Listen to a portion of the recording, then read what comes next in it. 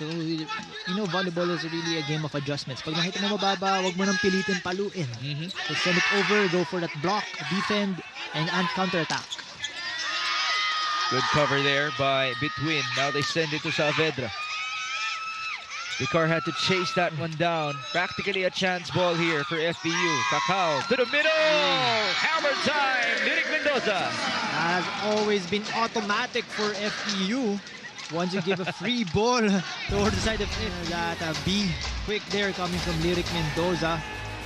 You know that eagerness. Counted ba yun as touches? Sometimes, hindi, block kasi yun eh. Block kasi, Yeah, okay block. lang yun. Kahit na 1, 2, 3 yun. No?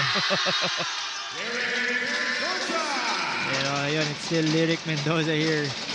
So, activating the middle, coming from a pass. Woo! Kita mo yun, no? Minsan talaga as a player before, pag ikaw nakapasa,